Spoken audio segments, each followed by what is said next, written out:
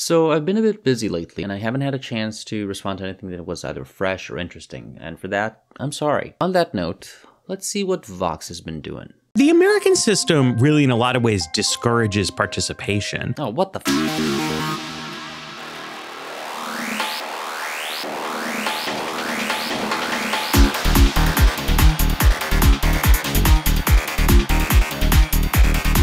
Okay, you're gonna have to explain yourself here. Seeing how voter turnout has actually been seeing a steady increase over the past few decades, hardly discouraging participation when more people vote, don't you think? Elections for Congress in the United States are based on a plurality winners system where you live in one district, candidates from two or more parties go run in that district, and then whoever gets the most votes wins. Wow, you're actually explaining how plurality voting works. I'm impressed. Keep going. Right now, many of our maps are incredibly disproportional. And in a state like North Carolina, Democrats got 47% of the vote, but Republicans have over 2/3 of the seats. Interesting that you show North Carolina and not, say, New York, where the heartland went overwhelmingly Republican, but the major cities went hardcore Democrat. Meanwhile, most of us end up living in congressional districts that aren't competitive, where often the opposition party doesn't run a candidate at all. Who's most of us? Are you going to cite sources for this or give examples of said congressional districts? Or just wow us with those snazzy graphics? And those are some pretty elaborate snazzy graphics. We end up focusing on a handful of swing seats that happen to be narrowly balanced. Nothing happens to be narrowly balanced. Your intonation and emphasis on the word happens belies something that is by and large by design by America's founding fathers. There's a very strong incentive to vote for one of the two major parties because people don't want to waste their vote by supporting a third party with no chance of winning. But people do have choices. You make it sound like parties outside of the big two have no shot when we have at least 2 senators who are independent and a handful of other parties holding offices in various capacities that are not beholden to either Republicans or Democrats. They exist, and if people find them viable, they vote for them. When you have 330 million people and 2 parties trying to represent them, lots of people inevitably are going to feel left out. Love those weasel words. Who are those people? You make it sound as if both parties are monoliths, where people vote like drones, as if there's no diversity on either side, as if there are no shades of conservatism or a rainbow of Democrats. Seriously, this is supposed to be an argument against the two-party system because, what, feelings? Stop talking for other people, VOX. Say it out loud. I don't like the current political system. I want this to be changed. You have incredible levels now in the United States of dissatisfaction with the political parties. You provide snappy graphics and stats, but you provide zero sources. That Gallup poll with that spiffy graph? Couldn't find it. All I could find is that people are less interested in 2 major political parties from an article, a blog really, published 2 years ago. Well before Trump announced that he was running, before the Hilary machine crashed into a pile of rocks and blamed it on everyone else, and where people united to make the past election a referendum on the State of the Union. When was this video published? A year after the election? Americans should think more seriously about switching from our current electoral system to one of any number of more proportional alternatives that could solve a lot of problems that exist in American voting today. Why? Why? You're not giving us any reasons other than your feelings on this matter, and sorry, facts don't give 2 scoops of ice cream about your feelings. The American system works, but pretty soon you'll tell us of other countries that America ought to emulate. In a partyless system, it's very simple.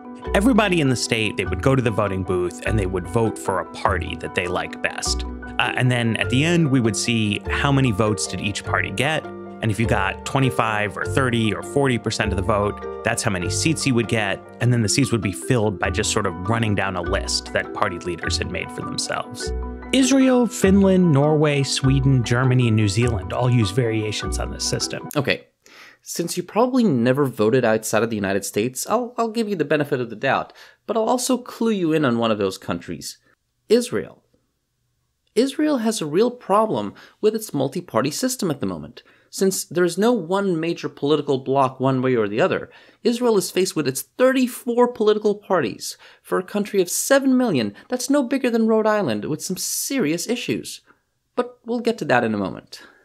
And as a result, voters have lots of choices when it comes to finding a party that represents their interests. See, now I know you're just being clueless. Some of the political parties in Israel are religious in nature and therefore cater to a very specific portion of the population. Then you have the Russian Interest Party. Then the various right-wing and various left-wing parties. Israel only has 120 parliamentary seats to fill, and without a majority, which is caused by so many parties existing, it's becoming increasingly tenuous for a majority winner in the election to construct a coalition without compromising on their promises during their campaigns, leading to fringe elements gaining a foothold at the seat of power. Israel has so many different parties it actually had to institute a percentage barrier that each party has to hit to qualify for a seat in the Knesset, and each year there's endless discussions about raising or lowering this percentage barrier. In the meantime, nothing real is getting done. But you don't know any of that, Vox. You just see a majority government and you squee with delight because Hilary won the popular vote. Isn't that right? You see, what Vox is trying to do here is lead people to undermine the current electoral process in America. Why? Well, I think it's fairly obvious. Hilary lost. Imagine if the election result would have been different. We would have never seen a video like this from Vox. The problem with what you're proposing here is simple. Too many voices drown out the individual. There's a reason there is the system in the US that it currently employs. It works. It prevents high populous areas such as New York City, Los Angeles, Philadelphia, and Miami from determining an election, thus empowering areas of the US which may not be as populated but may have a say in the political discourse. Something you're clearly against in this video. In the American system, a loss is a loss. So Republicans don't really put resources into House races in Massachusetts, and Democrats pretty much ignore a place like Alabama. See, this is what bugs me. Trump managed to flip traditionally blue states because he chose not to ignore those states. That's part of the reason he was able to secure such a landslide victory. Go to Wisconsin. Go to Pennsylvania. Go to the flyover states. Hilary chose to ignore those states and suffered as a result. It's not a partisan issue, it's just a numbers game. And again, Vox, just because you don't like the election result doesn't mean you get to tell everyone else that that system stinks. But in a proportional system, both parties would need to fight everywhere. Then they would need to try to engage citizens everywhere. Sure, the connection between a specific place and a specific legislator would weaken a bit, but it would also solve the problems of gerrymandered districts and break the two-party hold in our political system.